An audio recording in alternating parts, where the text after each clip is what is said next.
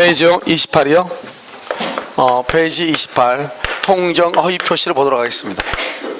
통정 허위 표시요. 자, 이 통정 허위 표시를 보는데 먼저 이제 28하고 29가 28하고요. 자, 30페이지가 통정 허위 표시잖아요. 이건 봐봐요. 봐봐. 우리가 전번 시간에 뭘 공부했냐면 이것이요 107조에서부터 110조까지 공통이라고 얘기했죠. 그럼 이게 이제 왜 이게 공통인가 지금부터요? 설명을 먼저 하죠. 그래서 30페이지를 먼저 보세요. 30페이지요. 30페이지 먼저 보면 여기요. 이렇게 갑하고 을하고요. 여기 있는데요. 여기 A죠. A가요 채권자예요. 이 채권자가요 이 갑한테 돈 1억을 빌려줘요. 그런데 이제 돈을 갚지 않으니까 A가요 경밀하려고 그래. 그것을 뭐란다? 강제 집행이라고 얘기를 해요.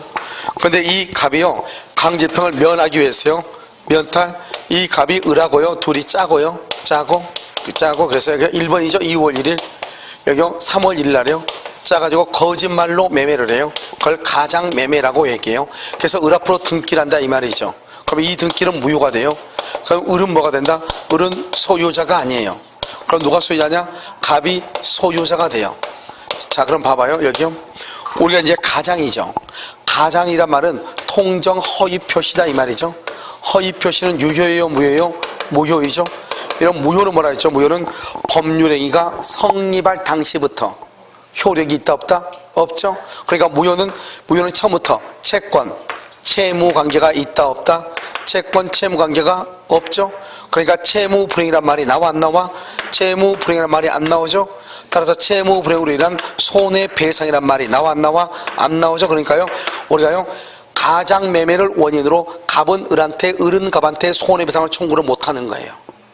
알겠죠? 자, 두 번째는요 우리가 보면 그냥 무효가 아니고 여기요 통정 허위 표시로서 을 앞으로 되어 있는 등기가 무효죠. 무효면은요 이 을이 그것을 병한테 처분하죠. 병을 뭐란다? 제3자라고 얘기하죠. 그럼 제3자가요 선이이냐 악이냐 이렇게요. 선이냐 악이냐? 제3자가 선이죠. 선이면 제3자를 뭐란다? 소유권을 취득하고요. 제3자가 악이면은 소유권을 취득한다 못한다? 소유권 취득 못하죠. 제3자가 선이면요 그 다음 사람 정은요 뭐를 불문하고? 선, 악을 불문하고 소유자가 되고요. 그 다음 사람 정은요 정은 누구일 때? 선이일 때 소유자, 악일 때는 소유자다 아니다? 아니다. 이게 이제 쭉 가는 거잖아요. 지금 봐봐요 여기요 비진이 표시로서 무효잖아요. 무효인데 그럼 이 병은요 자기 앞에 있는 사람의 등기가 무효이면은 등기는 공신의 원칙이 인정되지 않으니까 원칙적으로 병도 등기가 무효가 돼야 되죠. 그런데 병 앞에 있는 등기가 무효인데 이 등기가 그냥 무효가 아니고 비진이 표시로서 무효다 이 말이죠. 그럼 어떻게 돼요? 그 다음 사람은요 선일 때 소유자, 악일 때는 소유자가 아니라고 107, 108, 109, 110조에 특별 규정이 되어 있다 이 말이죠. 그래서 107조 제2항은 비진이 표시의 무효는 선의의 제3자에게 대항하지 못한다. 그러면 악의의 제3자한테는 대항할 수 있단 말이죠. 그러면 선의의 제3자한테 대항하지 못하니까 제3자가 선이면은 병이 소유자가 된다 이런 말이잖아요. 마찬가지로 통정허위 표시도 원래는 무효인데 108조 제2항의 통정허위 표시의 무효는 선의의 제3자에게 대항하지 못한다는 거예요. 그 말은 제3자가 선이면 소유권 취득하고 제3자가 악이면 소유권 취득 못한다는 거예요. 그 특별 규정에 의해서 병 앞에 있는 을의 등기가 무효임에도 불구하고 이 무효가 통정허위 표시로서 무효이면 그 다음 사람은 선이면 소유권을 취득한다는 거예요. 그러면 여기요 제3자에 뭐가 있다? 3대 원칙이요. 3대 원칙은 뭐하고 똑같냐? 여기하고 똑같아. 여기하고 똑같다고. 제3자의 선의는 추정되고 따라서 제3자가 선의가 아니고 악이라고 하는 것은 무효를 주장하는 자가 입증을 하고 제3자는 선의이기만 하면 되고 과실 무과실을 불문하고 제3자가 스스로 뭐라고 주장할 수 있다? 무효라고 주장할 수 있다. 왜냐? 무효는 누구든지 주장하기 때문이다 이 말이죠. 이것이요 여기에 그대로 동일해요. 알겠죠? 그래서 여기도 우리가 107, 108, 109, 110조 공통이라고 그랬죠. 그래서 여기에서 제3자의 선의는 뭐가 된다? 추정된다. 추정되니까 제3자가 선의가 아니고 악이라고 하는 것은 갑이 입증하죠. 갑이 누구요? 갑은 무효를 주장하는 자, 무효를 주장하는 자가 입증을 하고요. 제3자는 선의이기만 하면 되고 선의인데 과실이 있든 선의인데 무과실이든 따지지 않고 무조건 소유자가 되고 제3자가 스스로 뭐라고 주장할 수 있다? 무효라고 주장할 수 있다. 이건 다 똑같다 이 말이죠. 이게 107, 108, 109, 110의 공통이에요. 알겠죠? 그런데 여기서 이제 빚이냐고 약간 차이점이 뭐냐면 여기는 지금 누가 있죠? 채권자라고 하는 사람이 있죠? 그러니까 채권자인데요. A는 갑한테 돈을 빌려줬죠. 그럼 돈을 갚아야 될 사람 누구죠? 갑이고, 갚지 않으면 갑의 집을 경매해서 돈을 받아야 되겠죠. 그런데 갑이 이것을 을한테 등기를 빼돌렸죠. 현재 형식상으로 등기는 누가 앞으로 돼 있어요? 을 앞으로 돼 있죠. 그러니까 A가 경매할 수 없단 말이죠. 그럼 어떻게 해야 돼요? 갑이라는 사람이, 갑이 자기가 소유자니까 을 앞으로 돼 있는 등기를 말소해서 등기를 가져와야 되는데, 갑이 가져온다 안 가져온다? 안 가져오죠. 그러고 있다가요, 어리버리하고 있다가요, 을이 만약에 그것을 병한테 팔아버리면 병은 선의로 뭐가 되고 추정되고, 그러면 졸지에 누가 소유자가 돼? 병이 소유자가 돼버리죠. 그럼 더 이상 갑은 소유자다 아니다? 아니면 A는 더 이상 돈을 받을 가능성이 있다 없다? 없죠. 그래서 A가 돈을 받기 위해서는 을이 병한테 처분하기 전에 병의 등기를 말소해서 을 앞으로 가져와야 되겠죠. 그런데 갑이 갑 앞으로 가져와야 되는데 갑이 그걸 안 한단 말이죠. 그럼 어떡하냐? 이 채권자는요, 갑을 뭘 해서 대위해서 을 등기를 뭘 한다? 말소한다 이 말이죠. 누구를 대신해서 갑을 대위해서 을 등기를 말소를 해. 갑을 대위해서 을 등기를 말소를 해. 알겠죠? 두 번째는요, 갑을 대위하죠. 자, 두 번째는 만약에요, 이 갑이라고 하는 사람이 항상 무슨 말이 나오냐? 유일한 재산을 가지고 있다 이런 말이 나와. 유일하게 이 하나밖에 없는데요, A한테 돈을 갚지 않으려고 친구 을하고 짜고 친구한테 등기를 빼돌려. 그것을 뭐라고 한다? 사기를 쳐서 사기를 쳐서 A한테 손해를 끼친다. 사해행위다 이렇게 얘기해. 사해행위. 그래서 사기를 쳐서 갑한 A한테, 채권자한테 손해를 끼치는 행위, 사해행위다 이렇게요. 이렇게 되면 어떻게 한다? A는 을을 상대로 채권자 취소 소송을 제기해요. 취소 소송. 을을 상대로 채권자 취소권 행사를 해. 갑을 상대로 하면 안 돼요. 을을 상대로 채권자 취소 소송을 제기해서 어떻게 하냐? 갑하고 을하고 가장 매매를 취소하고 을 앞으로 되어 있는 등기를 말소시키는 거. 그래서 등기를 갑에게 가져오는 거. 이걸 채권자 취소 소송이라고 그래. 이때 채권자 취소 소송은 갑을 상대로 하는 것이 아니고 누구를 상대로 한다? 을을 상대로 한다. 반드시 재판으로만 해야 돼요. 알겠죠? 그래서 통정 허위 표시로서 무효일지라도 채권자 취소권을 행사할 수가 있다 없다? 있다. 이게 중요하고요. 그렇게 해가지고 등기를 갑으로 가져오면 A가 경매하죠. 그런데 그 사이에 을이 병한테 처분하죠. 그런데 병이 선이죠. 선이면 이제 더 이상 갑의 것이 아니다? 아니죠. 그래서 A는요, 병한테 강제 집행을 할 수 있다 없다? 없다. 강제 집행을 못하죠. 누구 거니까? 병 거니까. 그럼 뭐가 문제가 되죠? 이제는 갑하고 을만 있으면 갑의 것이니까 문제가 안 되는데, 을이 병한테 처분하고 병의 선의는 추정이 되고 병이 소유자가 돼버리면은 더 이상 갑은 소유자가 아니죠. 그럼 갑은 을한테 어떻게 해야 돼요? 갑은 을한테요. 을이 병한테 처분하고 매매대금 있겠죠? 매매대금을 내 거니까 돌려달라고 해야 되겠죠? 그래서 매매대금을 부당이득으로 반환을 청구하고요.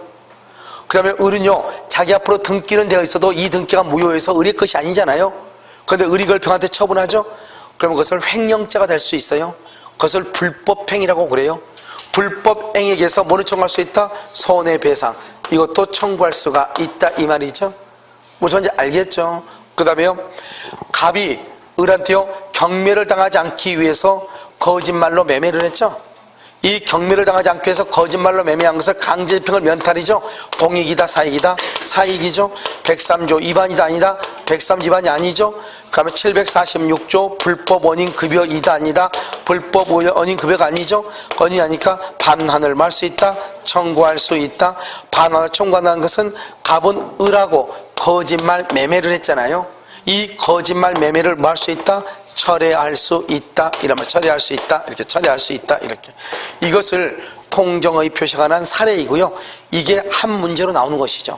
그래서 여러분요, 거의 모든 국가고시에서 통정의 표시가 나온다 그러면 이것만 시험에 나오는 거예요. 무슨 말인지 알겠죠?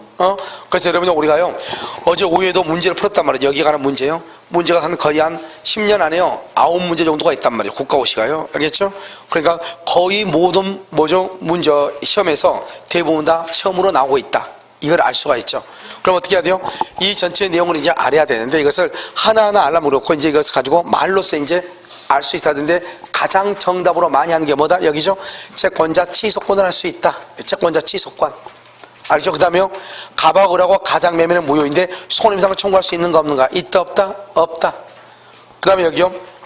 우리가 이제 제3자는 누구이기만 하면 돼요? 선이 이기만 하면 되는데 과실이 있어야 되냐 없어야 되냐 이거. 알겠죠? 누가 증명하냐? 누가? 유효다 무효다 누가 증명한다? 무효를 맞는 자가 주장하는 자가. 이런 것들이 주로 이제 답으로 나오고 있다 이 말이죠. 알겠죠? 그래서 이것을 이제 우리가요 잘 알아야 된다 이런 말이죠. 그래서 그럼요 거기 30페이지 보면 거기 나와 있죠. 강제집행을 면탈할 목적으로 가장매매를 했다. 쭉 지금 그림이 나와 있어 안 나와 있어? 나와 있죠. 나와 있죠. 근데 밑에 봐봐. A의 권리. A가 누구죠? 밑에 채권자 A죠. 밑에 채권자 A는 갑을 대위 동그라미 대위 을 등기의 말소를 청구하죠. 그것을 뭐라 한다? 채권자 대위권이다. 채권자 대위권. 그 다음에요 2번요 A는 을을 상대로 채권자 취소권 행사 된다 안 된다? 된다. 근데 우리 말했죠. 이중 매매에서는 된다 안 된다? 안 된다. 이렇게. 밑에요 을의 처분요 을이 병한테 처분하기 전에요 갑은 을과의 가장 매매를 할 수 있다. 철회할 수 있고 그 다음 또 써. 만약 을이 병에게 처분 시 이렇게 만약 을이 병에게 처분 시 을이 만약에 병한테 처분하죠. 그러면 선의의 병에게 말 수 없다. 대항할 수 없다. 갑은 을을 상대로 을은 갑을 상대로 손해배상을 청구할 수 있다 없다? 없죠. 을이 병한테 처분했죠. 을이 병한테 처분하면 어떻게 돼요? 갑이 소유권을 상실하죠. 갑이 소유권을 상실해. 그러니까 어떻게 돼요? 갑은 을에게 맨 끝에 부당이득 반환 청구 갑은 을에게 맨 끝에 손해배상을 청구할 수 있다. 알죠? 그래서 갑이 소유권을 상실을 하죠. 그래서 그렇단 말이죠. 이때 병은요 병은 선이다. 병이 선이다. 그럼 병이 소유자죠. 갑은 병에게 대항하지 못하고 병이 악이다. 갑은 병에게 대항할 수 있다. 그걸 묶어가지고 뭐라 쓴다? 상대적 무효라고 그래. 이것을 뭐라 한다? 상대적 무효이고요. 이 상대적 무효인 경우는 뭐라 한다? 무효행위의 추인. 그래서 무효행위의 추인을 할 수 있어. 무효행위의 추인을 할 수 있다. 이런 말이죠. 무효행위의 추인. 자, 오른쪽 박스 봐봐. 오른쪽에 참고가 지금 두 가지가 있죠? 참고, 오른쪽 봐봐. 오른쪽 박스. 위에 박스 위에. 제3자의 3대 원칙이라 나와 있죠. 자요, 제3자의 선의로 추정된다. 악이라는 사실을 무효를 주장하는 자가 입증한다. 제3자는 선이 이기만 하면 되고 과실, 무과실을 불문하고 소유자가 된다. 제3자가 스스로 무효라고 말할 수 있다. 주장할 수 있다. 이렇게. 이걸 3대 원칙 잘 알고 그 밑에 참고로 하는 거 봐봐. 참고로 보면 채권자 취소권은 언제나 재판상으로 행사를 하고 이중 매매에서는 채권자 취소권이 있다 없다? 없고 통정 허위 표시에서는 채권자 취소권을 행사할 수 있다 없다? 있다. 이렇게 여기까지 세 가지만 알아. 나머지는 나중에 가서 한번 봐. 알겠죠? 그 말을 이제 앞으로 채권자 취소권이라고 하는 말이 나오면 그걸 잘 봐야 된다 이런 말이에요. 무슨 말인지 알겠죠 지금? 자, 그 다음에 여러분요 어디를 보냐면 앞에를 한번 다시 한번 봐봐. 앞에 28페이지. 여러분 28페이지 봤어요? 자, 28페이지 한번 봐봐. 여기요. 여러분 이제 28페이지 보면 뭐냐면 증여를 매매로 가장한 경우 이 말이죠. 매매로 가장한 경우 이렇게. 여러분 증여를 매매로 가장을 했어요. 그러면 이제 어떻게 될 것인가 이 말이죠. 원래 이러면 증여라면 증여세가 너무 많이 나오죠. 그냥 거짓말로 매매를 한 거예요. 그럼 아버지가요 1가구 1주택은 2년 이상 보유하면 양도세 없잖아요. 그러니까 아버지가요 한 10년 가지고 있었단 말이죠. 그러니까 아버지가 아들한테 그걸 팔면 아버지는 양도세가 없죠. 아들은요 취득세만 내면 되죠. 그런데 만약에 증여하면은 증여세가 너무 많이 나오잖아요. 그러니까 어떻게 한다? 지금 여기 지금 이렇게 갑이 있죠. 갑이 있고 을이 있죠. 갑이 을한테 청약을 하죠. 이 청약을 뭐라 한다? 의사 표시라고 얘기를 해. 이 의사가 뭐다? 증여를 하고 싶어. 그런데요 표시는요 매매를 했다 이 말이죠. 왜요? 매매를 해야 세금이 적게 나오니까. 그런데 실제로 갑하고 을은 매매한 적이 있다 없다? 없죠. 그래서 이 매매를 뭐란다? 이 매매를 가장행위라고 얘기하고요. 가장행위. 증여를 뭐란다? 증여를 은이행위라고 얘기를 하죠. 그러면 여기 은닉행위는 유효이다 무효이다? 유효이고요. 가장행위는 유효이다 무효이다? 무효이죠. 이렇게 차이가 있는 거죠. 그러니까요, 갑하고 을하고 봐봐. 지금 의사고 표시가 일치해요, 일치하잖아요? 일치하지 않죠. 근데 문제는 뭐죠? 상대방이 표의자, 을이 갑의 의사를 인정해주면 아무 문제가 없다고 그랬죠. 그런데 지금요, 을은요, 아버지는 갑이고 을은 뭐죠? 아들이란 말이죠. 아버지하고 아들이 증여를 하기로 합의했다 이 말이죠. 그런데 증여세가 많이 나오니까 거짓말로 매매를 합시다 이렇게 했단 말이죠. 그러니까 이미 거짓말로 매매라고 표시했죠. 표시를 했다고 할지라도 상대방하고 표의자의 의사가 뭐가 돼서 지금 일치가 됐죠. 그러면 표시주의다 의사주의다? 의사주의죠. 의사주의는 뭐대로 효력이 있다? 의사대로 효력이 있는 거잖아요. 그래서 여기 을 앞으로 등기를 하죠. 그러면 이 등기를 매매의 등기로서 무효로 볼 것이 아니고 을하고 갑하고는 증여를 하기로 뭘 해서 합의가 있으니까 이 등기를 증여의 등기로서 유효로 보고 을이 그냥 뭐가 된다? 소유자가 된다 이 말이죠. 그런데 을이 이것을 병한테 처분하죠. 병한테 처분하죠. 그러면 내 앞에 있는 사람의 등기가 유효죠. 그 다음 사람은 뭐를 불문하고? 선, 악을 불문하고 소유자죠. 병이 정한테 처분하죠. 그러면 정 앞에 있는 사람이 완전한 소유자죠. 그러니까 이 정도 뭐를 불문하고? 선, 악을 불문하고 소유자죠. 따라서 봐봐요. 정의 등기가 뭐죠? 악이죠. 병의 등기도 뭐죠? 악이죠. 둘 다 뭐다? 둘 다 악이죠. 악이죠. 그래도 정은 소유권을 취득하는 거예요. 시험에 뭐가 가장 잘 나오냐? 이게 잘 나와. 지금요, 이 가장매매가 지금 뭐죠? 무효잖아요. 가장매매가 무효니까 시험에 나올 때는 뭐라고 나오냐? 이 등기가 유효가 아니고 무효라는 전제하에서, 그러니까 무효니까 을로부터 넘겨받은 병도 악이면 소유권 취득 못한다 이런 식으로 해서 자꾸 갑은 악이의 병에게 등기 말소를 청구할 수 있다, 을은 악이의 병에게 등기 말소를 청구할 수 있다 이렇게 나온단 말이죠. 그런데 을 앞으로 되어 있는 등기가 유효죠. 그럼 을이 소유자죠. 그러니까 그 사람 정은 뭘 불문하고? 선, 악을 불문하고 소유자가 된다 이 말이죠. 무슨 말인지 알겠죠? 그래서 여러분요 28페이지요 맨 위에 그림을 보면 거기 뭐라고 되어 있죠? 그래서 은닉행위 가장매매 되어 있죠? 을 앞으로 등기가 됐으면 등기는 유효이고 소유자가 되고, 을이 소유자죠? 그럼 병은요 선악 불문하고 소유자죠. 정도 선악 불문하고 소유자죠? 밑에 뭐라고 나왔어? 병이 악이고 정이 악이다. 둘 다 악이어도 정은 소유권을 취득해. 왜요? 병은 을이 소유자니까 선악 불문하고 소유자가 되죠? 그럼 이제 병도 완전한 소유자죠? 그러니까 그 다음 사람 정도요 선악 불문하고 소유자가 돼. 그러니까 병이 악이고 정이 악이어도 소유자가 된다 이런 말이죠. 무슨 말인지 아시겠죠? 그것을 얘기를 해. 자, 그 밑에 한번 봐봐요. 우리가 전번 시간에 했었는데 비진이 표시할 때 맨 처음에 했죠. 의사 표시가 일치하지 않고 그 일치하지 않은 것을 표의자가 알고 있고, 표의자가 알고 있는 걸 비진이죠. 표의자만 알고 있는 것이 아니고 상대방에 뭐가 있다? 양해가 있다. 그걸 뭐라 한다? 통정 허위 표시다 이렇게 얘기했잖아요. 그러니까요 나는 상대방하고 통정했다고 생각했는데 통정이 없는 거예요. 통정이 없다? 그러면 남는 게 뭐밖에 안 남아? 비진이죠. 비진이 표시로 해결한다 이 말이죠. 알겠죠? 3번은요 신탁행위죠. 민법상 신탁행위는 유효예요. 유효. 그래서 무효가 아니고. 4번하고 5번을 지금부터 설명을 해요. 4번하고 5번. 여러분 4번하고 5번은 뭐냐면 이런 것이에요. 봐봐요. 여기 보면 갑이라는 사람이 형식적 주체무자예요. 형식적 주체무자요. 주체무자. 여기 을이 상호신용 금고예요. A가요 실질적 주체무자예요. 주체무자. 을이 A한테 돈을 빌려주고 싶어요. 그런데 우리가 상호신용 금고 같은 경우는 개인 대출 한도가 있어요. 어느 일정 수준이 되면 대출을 못해요. 무슨 말인지 알겠죠? 그러니까 어떻게 돼요? 대출 못하니까요 이 금고가요 실질적 주체무자한테 똘마니 하나 데려오라고 그래서 똘마니 하나 데려와라. 그래서 갑을 데려온 거예요. 그러니까 이 금고가 뭐랬나? 양해를 했어. 양해 뭐죠? 이 형식적 주체자는 자기를 위해서 대출을 받는 것이 아니고 누구를 위해서 대출 받는다? A를 위해서 대출을 받죠. 그걸 비진이죠.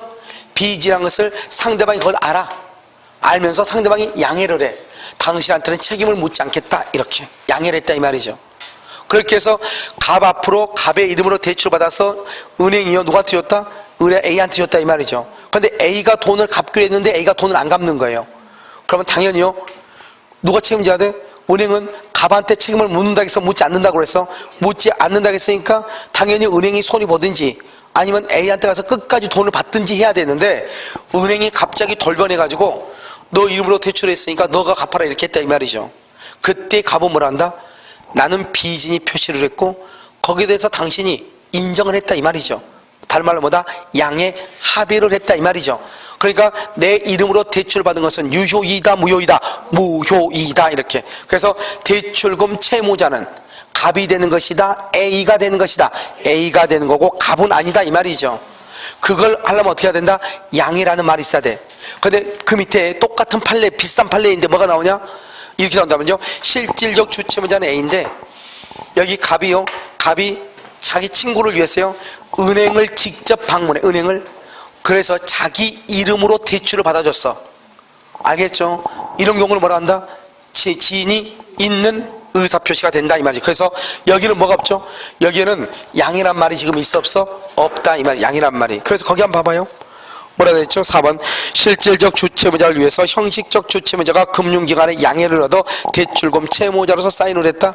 그건 무효인데 그 밑에는요 양이란 말이 지금 있어 없어? 없단 말이죠. 형식적 주채무자가 은행에 알리지 않고 은행을 직접 방문해서 채무자로 서명 날인했다 이 말이죠. 무슨 말인지 알겠죠? 서명 날인했다. 그러면 여러분 어떻게 돼요? 그러면 이런 경우는 지인이 있는 의사표시로서 유효가 된다. 뭐라고? 지인이 있는 의사표시로서 유효가 된다 이런 말이에요. 무슨 말인지 알겠죠? 그러니까 여러분요 우리가 이제 시험에 나오는 것은 뭐냐면 두 가지인데 하나는 뭐냐면 지금 원래는 증여를 하는데 매매로 가장한 경우 이게 하나하고 그 다음에 강제집행을 면하기 위해서 거짓말 매매다 이런 것을 했을 때 이걸 얘기하단 말이죠. 이 둘 중 하나가 살해형 문제로 나온다 무조건. 그래 가장 쉽게 나온 게 이제 이걸 살해형 문제인데 이건 되게 쉬워. 아무것도 아니에요. 왜냐면 갑을병을 따라가면 돼. 따라가 쫓아가면 된단 말이죠. 알겠죠? 그런데 뭐가 문제냐? 지금부터 제3자라고 하는 것을 봐. 제3자? 물론 제3자도 어마무시 쉽지만 어떤 사람도 어렵다고 생각을 하니까요. 그럼 제3자가 뭐냐 이 말이죠. 여기 봐봐요. 여기 보면 갑하고 을하고요. 갑하고 을하고 거짓말 가장매매를 하죠. 가장매매. 그러면 을을 뭐라 한다? 을을 매수인 또는 뭐라 한다? 양수인이라고 얘기하고요. 갑을 뭐라 한다? 매도인 또는 뭐라 한다? 양도인이라고 얘기를 하죠. 여기를 가장매매라고 얘기한다 이런 말이죠. 거짓말 매매죠. 자, 가장매매잖아. 그러면 뭐라고 읽냐? 봐봐. 읽는 것을 알아야 돼. 여기를 가장매매 매수인이죠? 이걸 뭐라고 읽는다? 가장매수인, 가장양수인 이렇게. 그럼 거짓말이니까요.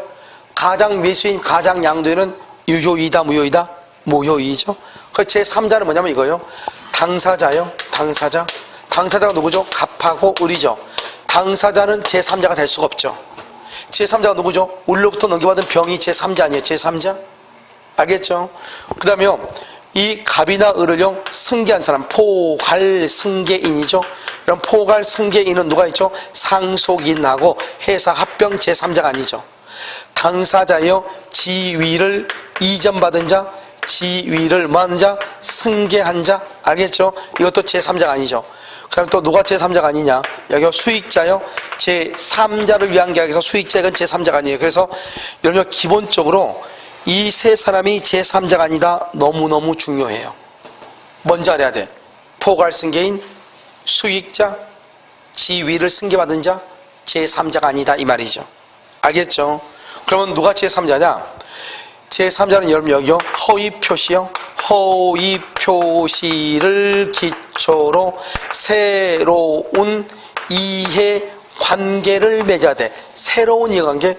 허위표시를 뭐라 한다? 허위표시를 가장 뭐뭐 이렇게 얘기해. 가장 뭐뭐. 가장이란 말이 뭐죠? 유효이다 무효이다? 무효이다. 허위표시를 다른 말로 가장이라고 읽어. 알겠죠?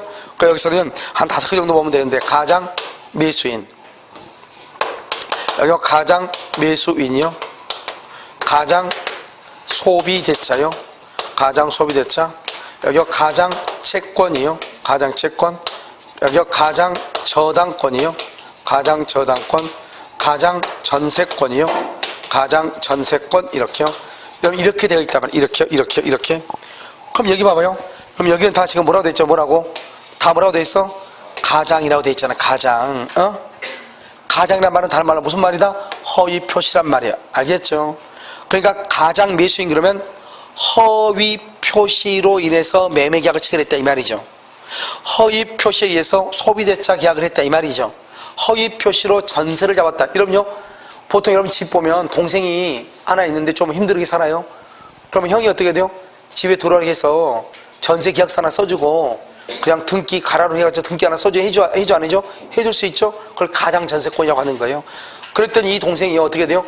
형이 거짓말 그냥 가짜로 해줬더니 정말로 그 전세권 등기를 가지고 어디 금융기관에 가가지고 돈을 빌릴 수가 있죠.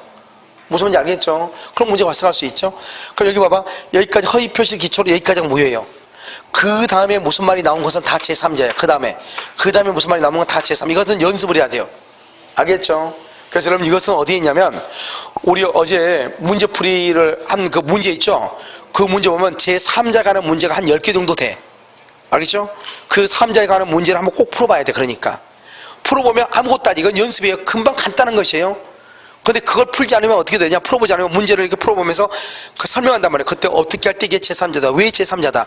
제3자가 시험에 2년, 3년 안에서 꼭 한 번씩 나오는데 이걸 알려면 너무너무 간단해요.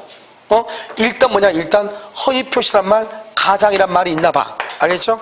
그러고 난 다음에 그 다음에 무슨 말이 있으면 다 제3자라니까 그 다음에 무슨 말이 있으면 이게 무슨 말이 나올지 그걸 내가 어떻게 알겠어요? 무조건 제3자. 전세권이죠? 전세권에 대해서 저당 잡은 거짓말 전세권인데 전세권 위에다가 저당 잡은 거 돈 빌려주고 거짓말 저당권인데 이 저당권에서 경매가 되니까 아무것도 모르고 내가 경락을 받은 거예요.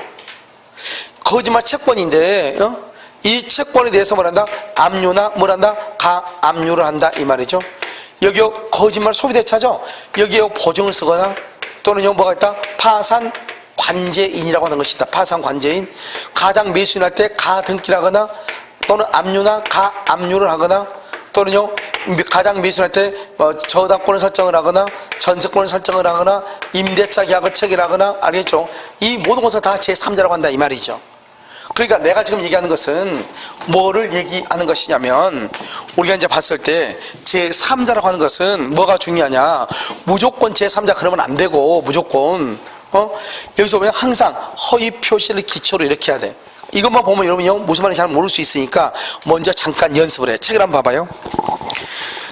책을 보면 여러분요 지금 어디에 나와 있죠? 거기요 28페이지 지금 나와 있죠. 근데 28페이지 보는 것이 아니고 어디를 보냐? 거기요 어디를 보느냐 하면은요 29페이지 봐봐요. 29페이지 오른쪽 한번 봐봐. 박스에 제3자에 해당하는 경우 이렇게 돼 있나요?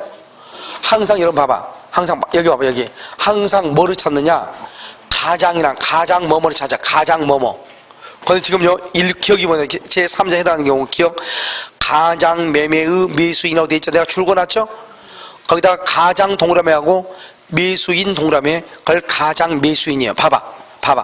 일단 이렇게요. 가장 매수인을 먼저 찾는다고. 가장 매수인을 먼저 찾았어요. 그러고 난 다음에 무슨 말이 있나를 봐. 가장 매수인 말을 찾았죠. 그 다음에 무슨 말이 있는가를 봐. 있어 없어? 있어 없어? 뭐라고 돼 있어? 가압류가 돼 있어요? 그러면 그 가압류가 무조건 제3자가 돼. 일단 가장 뭐뭐 소비대차 뭐뭐 찾으라고. 그러고 난 다음에 또 뭐가 있나 봐. 그럼 무조건 그게 제3자예요. 여기 지금 두 번째로 뭐죠? 니은 가장 매매 매수인이죠? 그걸 뭐라고 그래? 가장 매수인이죠? 그럼 무효죠? 가장 매수인? 그 다음에 뭐가 있나 봐. 그게 제3자야. 뭐가 있어 지금? 전득. 두 번째 줄 가운데 전득하거나 세 번째 줄 가운데 근저당권을 설정받거나 맨 끝에 줄 가등기를 하거나 알겠죠? 그걸 제3자라고 그래요. 그 다음 디귿은요 가장 저당권이죠? 가장 저당권 그러면 저당권이 가짜죠? 그 다음에 또 무슨 말이 있나 봐. 뭐가 있어? 경락받은 자 경락 알겠죠? 그 다음에 가장 매매에 기한 대금 채권이죠? 가장 동그라미 맨 끝에 채권 동그라미 가장 채권이에요. 그럼 무효죠? 그 다음에 무슨 말이 있나 봐. 양수인 그 다음에 마지막에 가장 채무죠? 가장 채무 무효죠? 그 다음에 무슨 말이 있나 봐.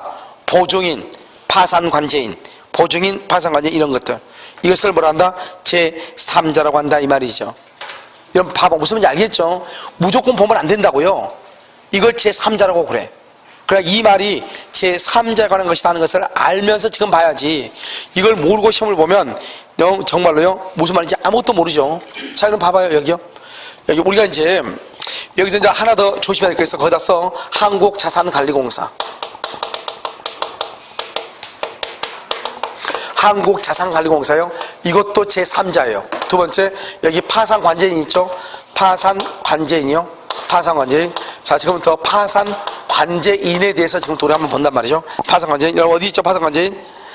파산관제인이 어디 있냐면 봐봐.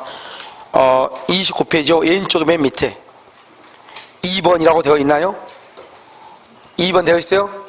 2번에 29페이지 가운데 칸에서 왼쪽에 맨 밑에 저 2번 되어 있죠? 가장소비대차의 대주가 파산 선고를 받은 경우 파산관제인 박스에 파산관제인은 뭐다? 제3자다 이 말이죠.